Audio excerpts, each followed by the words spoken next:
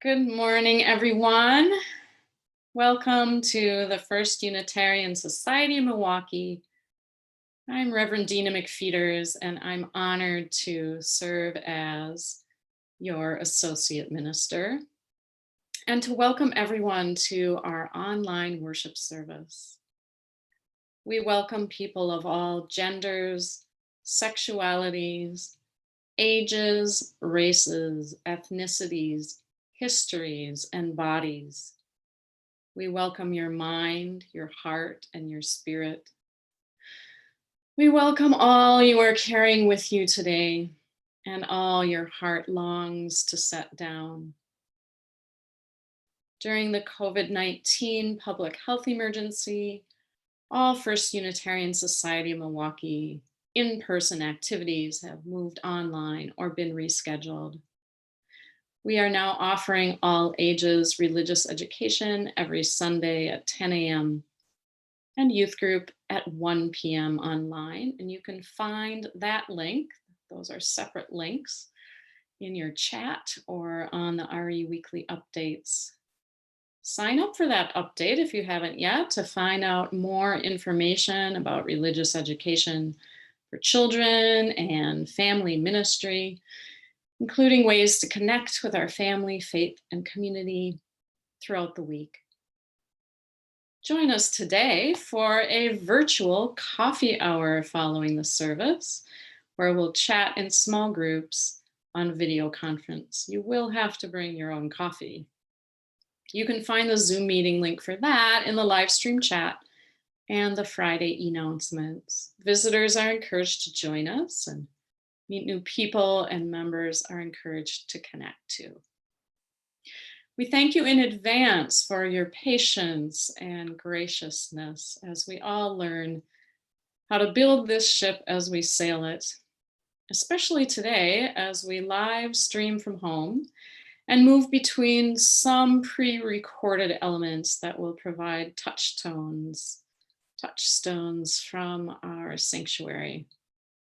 Reverend Jennifer and I will hold a space for connection and reflection this Tuesday at 6 p.m. to 7 p.m. on Zoom, and you can find that link in your announcements. And Reverend Jennifer will hold lunch with a senior minister on Facebook Live on Monday between 12 and 12:30 p.m. On our First Church Facebook group, be sure to join that group where we will also be sharing ways to connect. By the way, we are still accepting summer service proposals and will be till about the middle of April. And we're also accepting applications to become a worship associate. I know you've had a lot on your mind, but if you're interested, please do send in your proposals and your applications. Both of these roles are powerful opportunities to share stories and compelling messages to nourish our community's spirit, engage our minds, and inspire us to action. You can find those links in your e-news and on our church website. Once again, I welcome you to our worship service by inviting you to repeat our mission after me. We gather to nurture the spirit, engage the mind, and inspire action. These opening words are called "The Church Has Left the Building" by Margaret Weiss. The church is not a place, it is a people. The church is not only a steeple above the tree line, streets, and cars. Rather, it is a people proclaiming to the world that we are here for the work of healing and of justice. The church is not walls built stone upon stone, held together by mortar, but rather person, linked with person, linked with person, all ages and genders and abilities. A community built on the foundation of reason, faith, and love. The church is not just a set of doors open on Sunday morning, but the commitment, day after day, moment after moment, of our hearts creaking open the doors of welcome and the possibility of new experience. The church is not simply a building, a steeple, a pew. The church is the gathering together of all people and experiences and fear and love and hope in our resilient hearts. Gathering however we can to say to the world, welcome, come in, lay down your heartache and pick up hope and love. For the church is us, each and every one of us together, a beacon of hope to this world that so sorely needs it. Let's watch Reverend Jennifer light our flaming chalice, our symbol of Unitarian Universalism.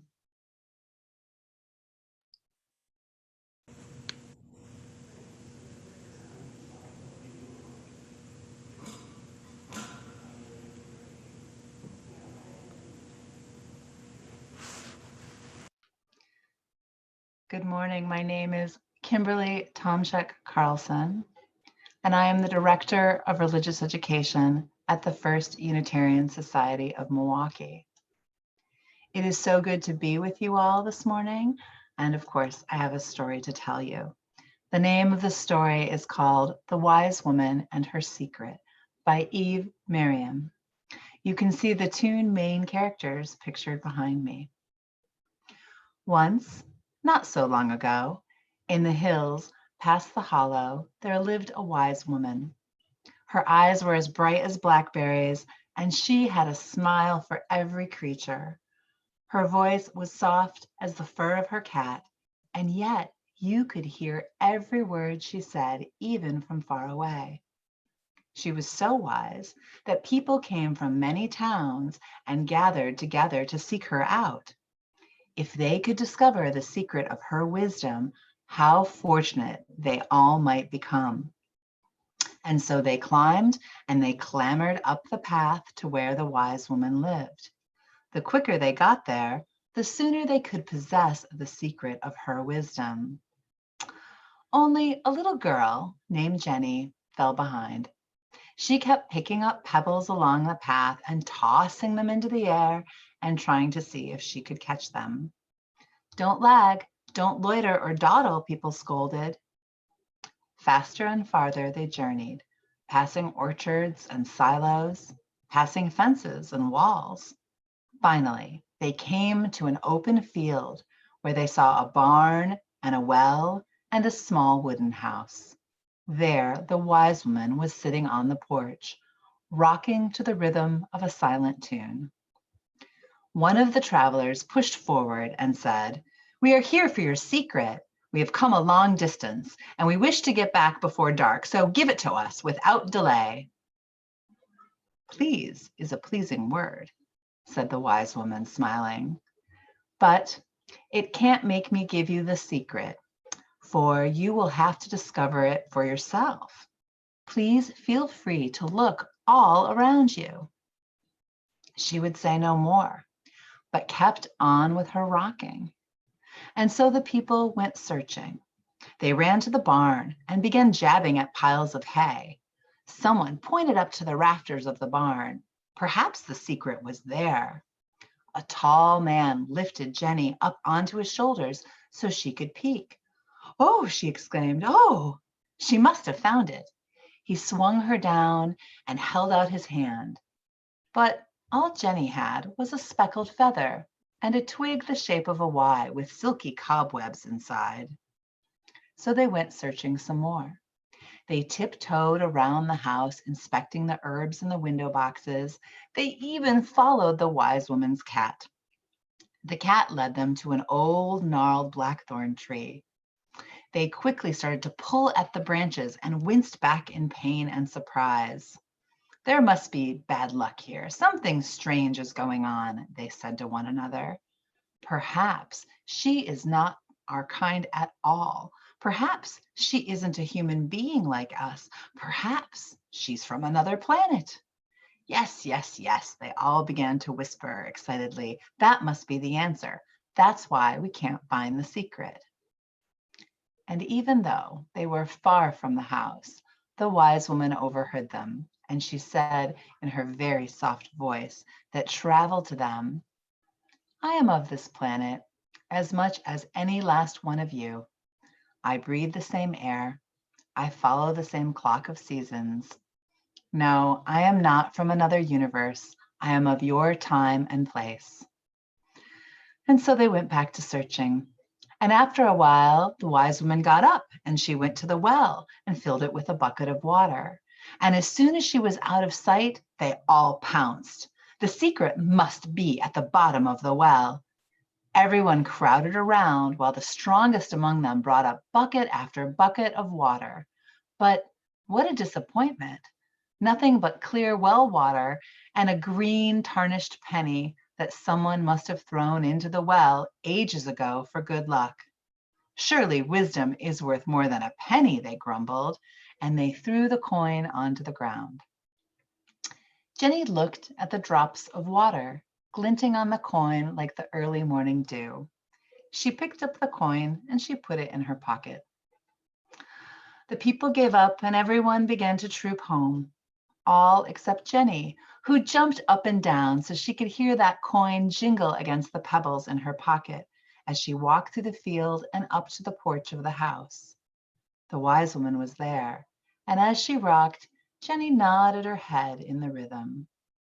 The wise woman asked, What have you in your pocket, little girl? Would you like to see? Jenny offered. May I? The wise woman invited Jenny to step closer. Jenny handed over the coin and the wise woman held it up to her eyes. Peering at it closely, she turned it over and then peered at the other side and then flipped it back again and spun it round and round in her hand. She threw it in the air and then caught it with a tight fist. Shall I give it back to you now? Would you like to keep it? Jenny asked. My dear child, it belongs to you. And she opened her hand and held out the coin to Jenny. Jenny took the coin and held it close to her eyes the way the old wise woman had. She appeared at one side and then the other. Why, she wondered out loud, why does it look green instead of copper colored? Why are there Latin words? How do they fit inside such a small space? What do the numbers mean? Why did they put the face on the coin? What kind of building is that on the other side? The wise woman listened and then laughed. My dear child, you have found the secret. Jenny was puzzled. How can I have found it?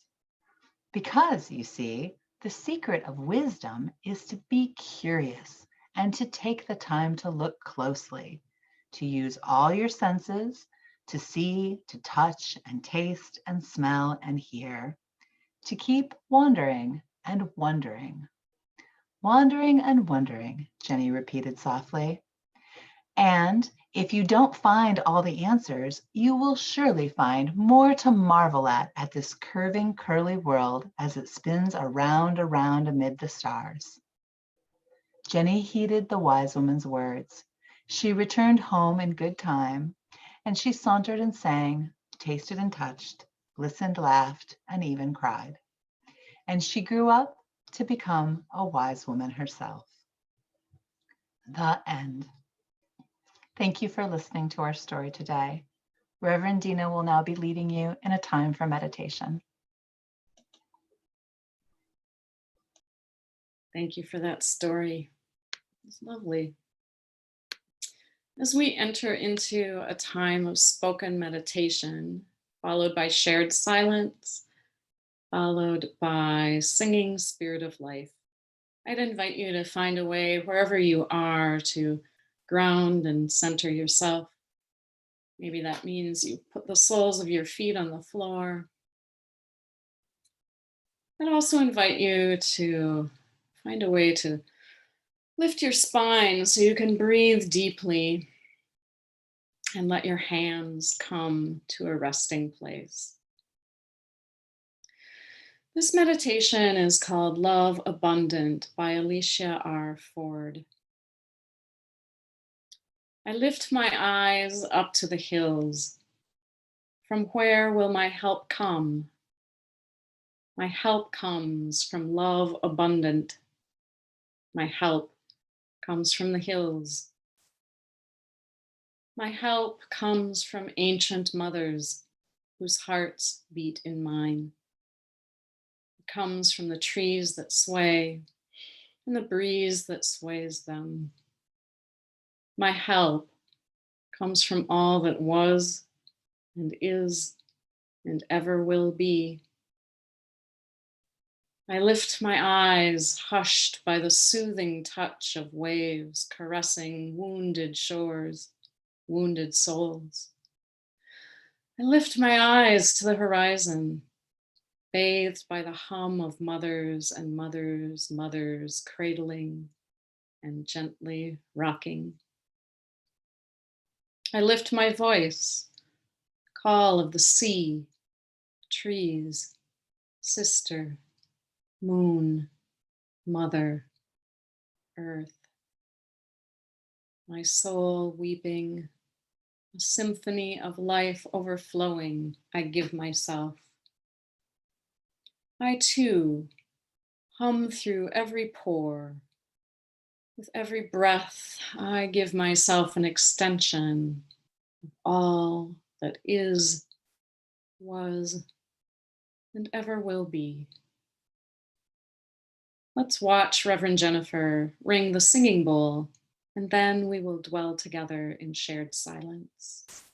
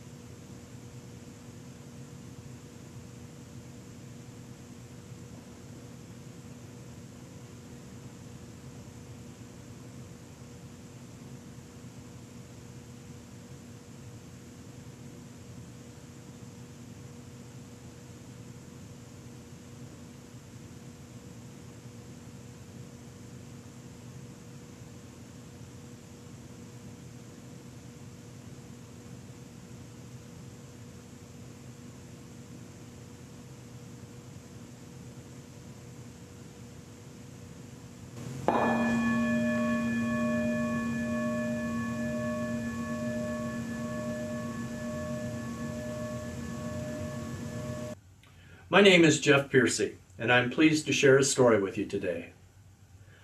I was not allowed to meet any of my father's family. There were probably 30 family members who lived within 50 miles of my small hometown, Peru, Indiana. Because of some major family secret, my mother refused to let us have any contact. My dad acquiesced to keep the peace.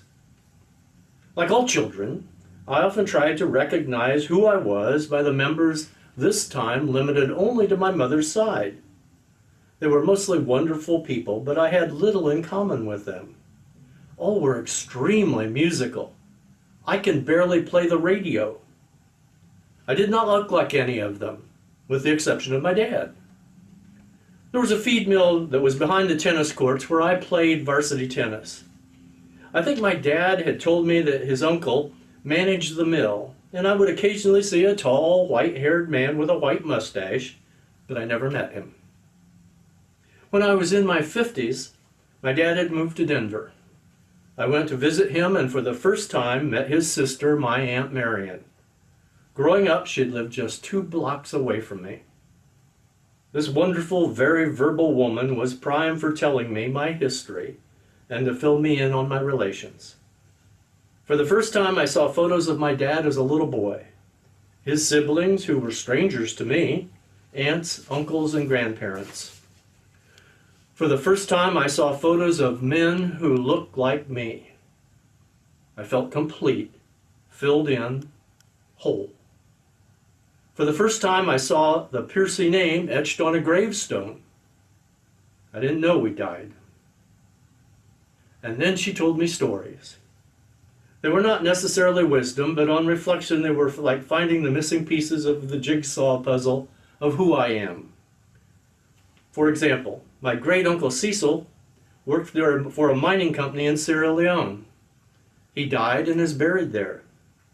As many of you know, I volunteer as a documentary photographer with an organization in Sierra Leone and recently returned from my third visit.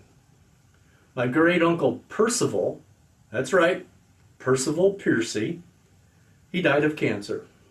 To distract himself from the pain, he built crude furniture. Aunt Marion gave me a chair that he made from sycamore branches and rushes from the bog on the Wabash River, woven together for the seat and fortified with baling wire. My grandfather John owned a gas station. That meant that he was employed and had money throughout the Depression. It was in the small town Galveston, Indiana. My Aunt Marion said that he paid the rent for 6 families. Every week, he would buy a box of groceries and leave them on their porch so they would not be embarrassed by having to thank him. Of course, there were a few scoundrel stories. Apparently, the Piercy side of the family had both saints and sinners. This was a normal family after all. What may only be information on reflection and looking into a rearview mirror that I did not even get to see until I was over 50 has become a sort of wisdom. These stories of fortitude, curiosity, adventure, and generosity are a foundation of who I am, and they create aspirations for my behavior. I think in challenging times we can all look back and reflect on who we are, and be certain in knowing we have the inherited and honed strength of character to persevere. I have noticed lately that people are walking. Have you noticed? People who walk are walking. Some are running or riding bikes, but mostly walking, alone or with a loved one, with their families. People who walk are walking. We've suddenly gone, most of us, from driving to walking. And I think it's brought us into the present moment where wisdom lies, waiting to be discovered.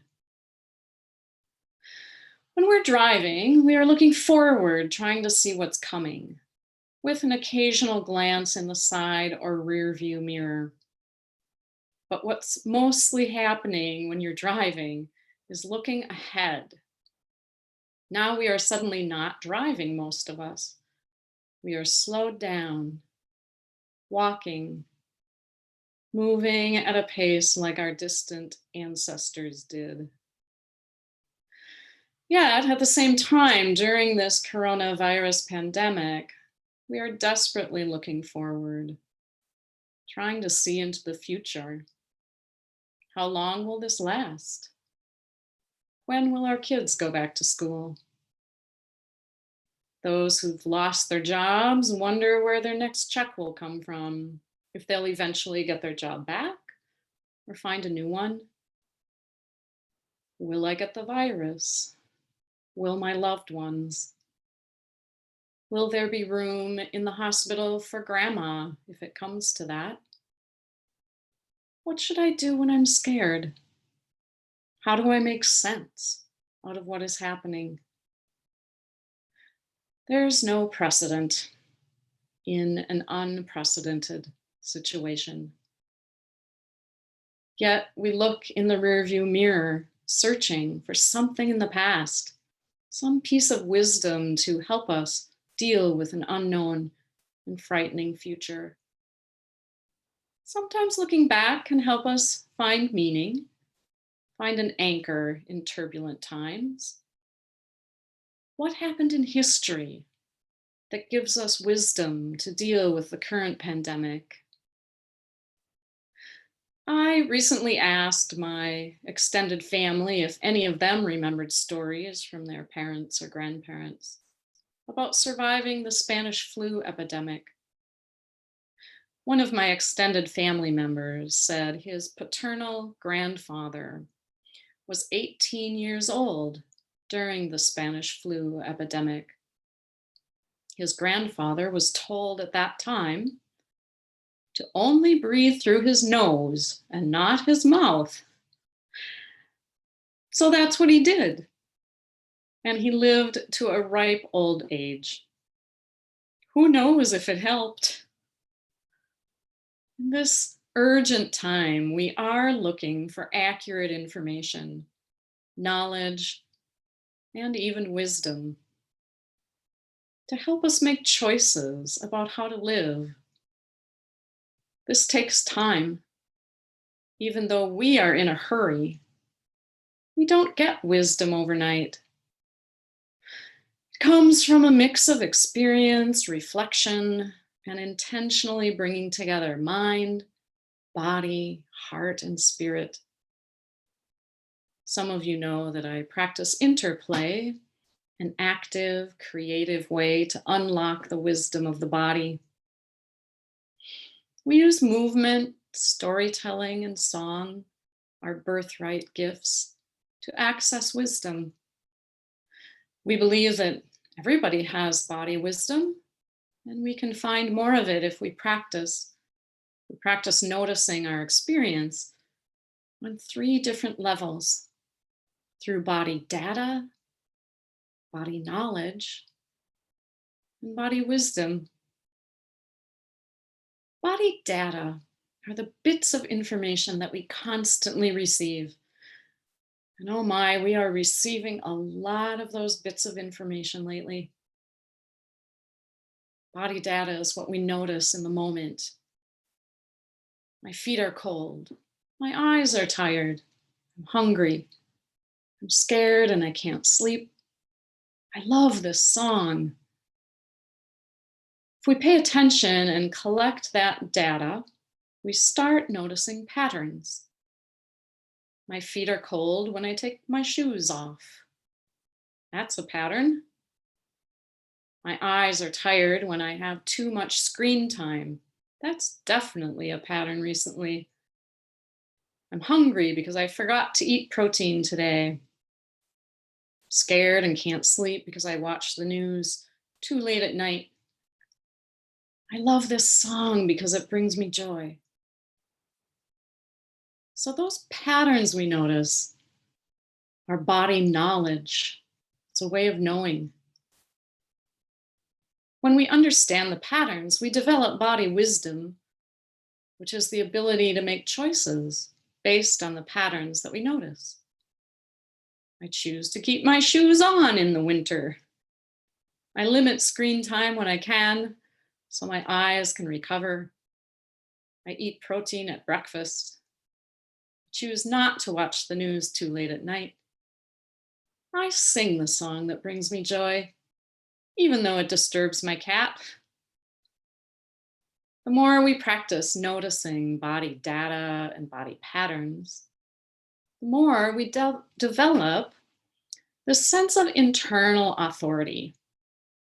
And as our sense of internal authority develops, the more we are able to respond to what is happening rather than reacting. We're able to respond by making choices that are good for ourselves, others, and the world. So that's one way of knowing. There are many ways of knowing. In early February, I went to the Haggerty Museum of Art at Marquette University to see an exhibit called The Texture of Knowing. The Texture of Knowing. As you enter the exhibit, you are asked, which texture best describes the way that you move through the world? There is a wall with several samples of textures mounted in separate boxes. At that time, in early February, of course, before the virus had reached Wisconsin, you could touch them. As I list what they are, think about which one best describes how you move through the world. Here we go. Sandpaper, velvet, burlap, leather, bubble wrap, satin. People who came to the exhibit got to vote, so I chose burlap. The ones that got the most votes were velvet and bubble wrap. Of course, today we'd probably all say that we are moving through the world all wrapped up in bubble wrap. The art exhibit had this quote on the wall. I'm going to read this to you. In her 2007 book, Ordinary Affects, anthropologist Kathleen Stewart illuminates the merits of wakeful attention to common experiences. She argues that individual lives are shaped by seemingly inconsequential moments, and that these points of contact with people, with emotion, with time, with the world, should be observed slowly and with intention. According to Stewart, ordinary affect is a connection that gestures not toward the clarity of answers, but toward the texture of knowing. Oh, my friends, the clarity of answers. These days, we are desperately looking ahead for the clarity of answers. Perhaps in time, the answers will come. But for the most part, right now, we are having to reinvent how we live and how we stay connected in a time of physical distancing. This forces us to slow down and pay attention to points of contact, to observe our daily motions and habits, to make intentional choices, to recreate textures of knowing, to discover our own body wisdom by looking to the present moment, informed by past experience. You may wonder why I am talking about body wisdom while we are practicing physical distancing. Well, it's because I believe that social connection, even across distance, has a physical dimension. Wonder if you'd try something with me. This is a great opportunity to try something new. Will you take a deep breath with me? Take a deep breath and then let it out with a sigh. Here we go.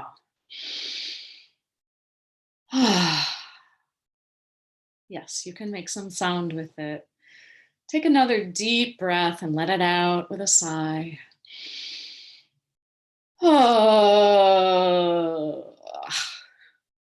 Okay, one more. Deep breath.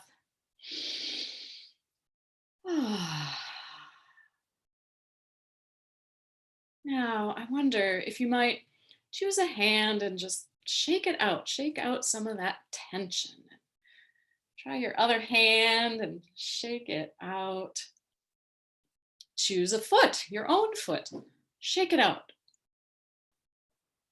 Try another foot and shake that out. I don't have much room under my desk here. And then shake out what you're sitting on. You know what I mean. Don't pick up the chair. Shake out what you're sitting on. Great. Now take another deep breath.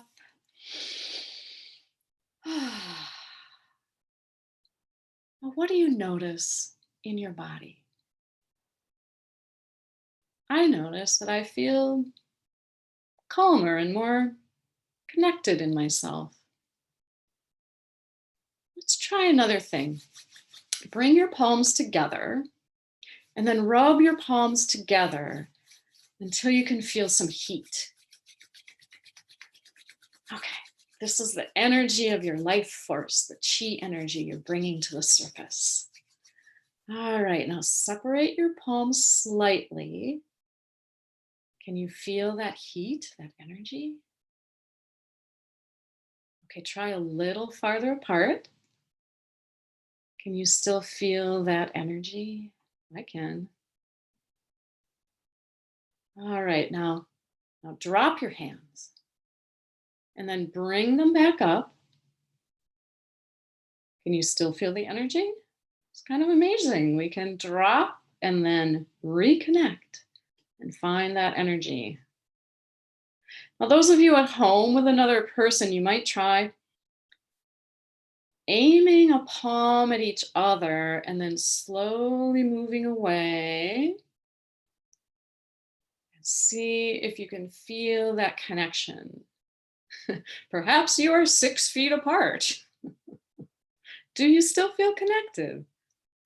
Okay, try dropping your hand and then bringing it back up and finding that connection again without touching each other. All right. Come back. Try putting one hand on your chest, your heart center. Then bring the other hand up and the palm out. Just practice sending energy to a loved one, sending energy to those far away. Perhaps your family or friends in New York City, in Seattle, California,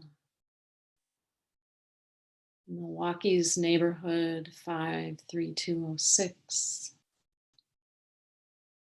Italy, Spain, China. We can connect over long distances. I feel connected to you just doing this. Thank you. Thank you for doing that with me. All right. Sometimes we think the only way that we can stay connected is through intense eye contact or Zoom meetings, FaceTime, email, phone calls, and those all do work well, but we can also sense connection in subtle ways. Looking back is another way to find connection. Looking back can help you find yourself and your body wisdom in bewildering times. I'd like to tell you a story about a physician who looked back into her family's past and found an important piece of body wisdom to bring into the present. So the story comes from the book, The 5 Invitations. It's written by Zen Hospice Project co-founder Frank Ostaseski, published in 2017. And here's the story that he shares. A young woman came to one of my workshops. Athena worked as a physician in a large medical center on the night shift. Part of her job as an intern was to pronounce the deaths of patients that she did not know. It was not a technically difficult task, but a sad one, especially in the wee hours of the night. Athena complained that she had grown indifferent to the task. She was exhausted, disheartened, and felt desperate because the practice of medicine had lost meaning for her. So she asked me to introduce her to a Buddhist ritual or practice that might help restore her sense of purpose, the love that had once inspired her to be a doctor. I told Athena that a Buddhist practice was unlikely to help. She needed to find the healing she longed for in her own lineage. I reminded her that she was a lineage holder, that the foundation of her practice went back to the Greeks and belong and beyond. Almost a year later, I heard that Athena had become revitalized. Turns out, she came from a family of physicians. Her father and grandfather were both doctors, and both had recently died. Her grandfather had been a country doctor, and she had inherited his shabby old black doctor's bag. In it, she placed her father's stethoscope, a small candle, and some essential rose oil, favored by her grandmothers. She kept this kit in her locker at work. Now, when she was called upon to declare a death, Athena fetched her bag and carried it to the patient's room. She paused quietly at the threshold to gather her breath and call upon her ancestors for support. And she entered the room, placed the small votive candle on the bedside table, lit it, and took her father's stethoscope from her grandfather's bag. In silence, she examined the patient, listened for the sound of a heartbeat, and mindfully watched to see if the breath had stopped. Then she removed the small vial of rose oil and, taking a bit on her fingers, placed a few drops on the forehead of the patient, adding a short, intuitive prayer. May you be at peace. May you find rest. May all your suffering come to an end.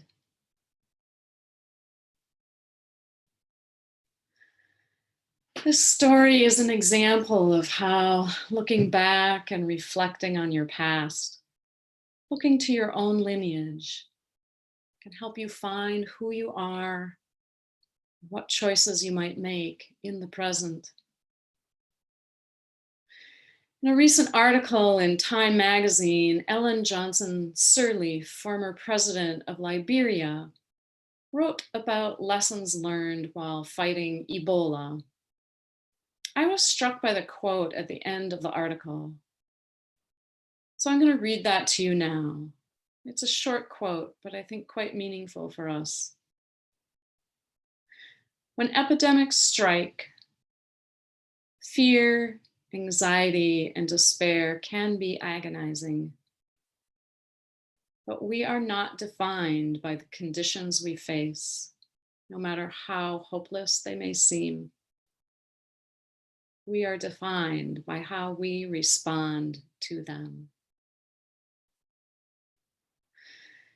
You might wonder why Reverend Jennifer and I keep talking to you about the importance of spiritual practice.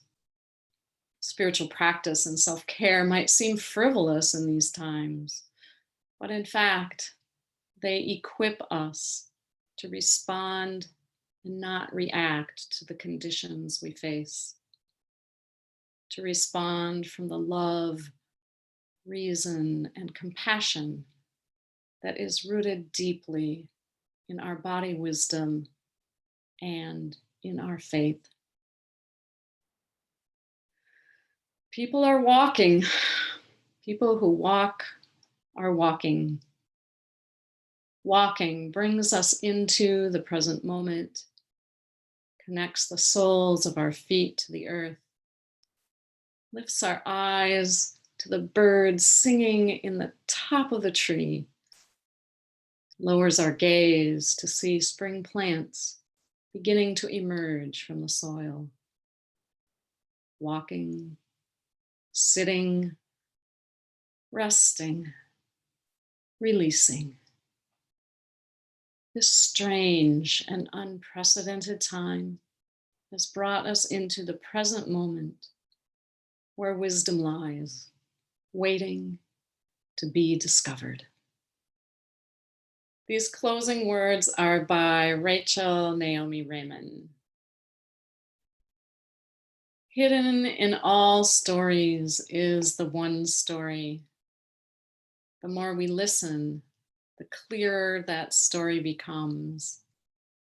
Our true identity, who we are, why we are here, what sustains us, is in this story. So, friends, in the days to come, may we listen to our own story, the story of others, to remember who we are, why we are here, and what sustains us. Let's watch Reverend Jennifer extinguish the flaming chalice until we are together again next week. Be well.